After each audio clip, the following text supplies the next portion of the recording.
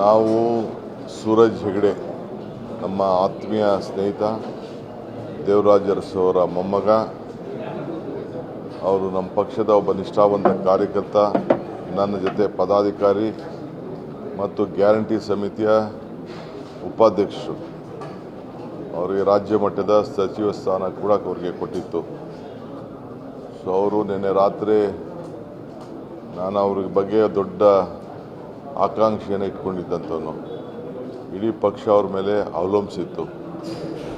ಅಂಥ ನಿಷ್ಠಾವಂತ ಕಾರ್ಯಕರ್ತ ನಮ್ಮ ಪಕ್ಷದಲ್ಲಿ ಸಿಗೋದು ಭಾಳ ವಿಶೇಷ. ತ್ಯಾಗ, ಮೊದಲು ಎಲ್ಲ ಸ್ಥಾನಗಳು ಯಾವ ಸ್ಥಾನನೂ ಕೇಳ್ತಿರ್ಲಿಲ್ಲ ಅಂಥ ಒಬ್ಬ ಕಾರ್ಯಕರ್ತ. ನಾನು ಹಿಂದೆ ಅವರಿಗೆ ಪಾರ್ಲಿಮೆಂಟ್ ಮೈಸೂರು ಕೊಡಿಸ್ಬೇಕು ಅಂತ ಭಾಳ ಹೋರಾಟವನ್ನು ಮಾಡಿದ್ದೆ. ಈಗ ಕೂಡ ಅನೇಕ ವಿಚಾರಗಳನ್ನು ಚಿಂತನೆಯನ್ನು ಮಾಡಿದ್ದು. ACCಯ ನಮ್ಮ ಕಾರ್ಯದರ್ಶಿಗಳವರು ಆಗಿ ನಮ್ಮ ರಾಜ್ಯ ಮಟ್ಟದಲ್ಲೂ ಕೂಡ ಪದಾಧಿಕಾರಿಯಾಗಿ ಕೆಲಸ ಮಾಡ್ತಾಯಿದ್ರು. ಸೊ ಅವರ ದುಃಖ, ಅವರ ಕುಟುಂಬದ ದುಃಖ ನೋಡೋಕ್ಕಾಗ್ತಾಯಿಲ್ಲ. ಅವ್ರ ತಂದೆ ಕೂಡ ಒಬ್ಬ ಹಿರಿಯ ದೊಡ್ಡ ರಾಜಕಾರಣಿ. ಅವರು ಚಿಕ್ಕ ವಯಸ್ಸಿನಲ್ಲೇ ಈ ಪರಿಸ್ಥಿತಿ ಬಂತು.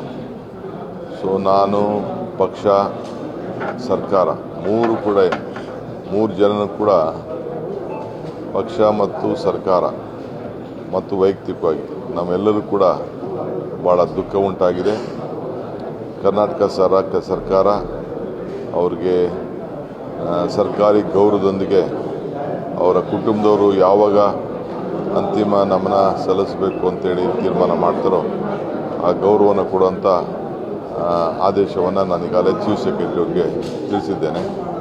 ನಾನು ಕೂಡ ಭಾಗಿಯಾಗ್ತೇನೆ.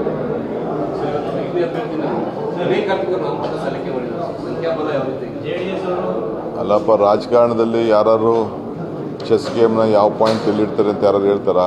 ಯಾರು ಹೇಳೋದಿಲ್ಲ. ನಡೀರಿ.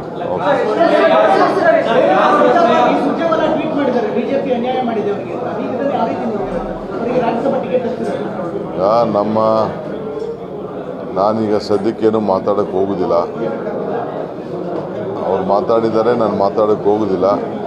ನಮ್ಮ ಪಕ್ಷ ಯಾವಾಗಲೂ ಏನು ವಿಚಾರವನ್ನು ಚಿಂತನೆ ಮಾಡ್ತದೆ ಅದಕ್ಕೆ ನಾನು ಪಾಲನೆ ಮಾಡೋದು.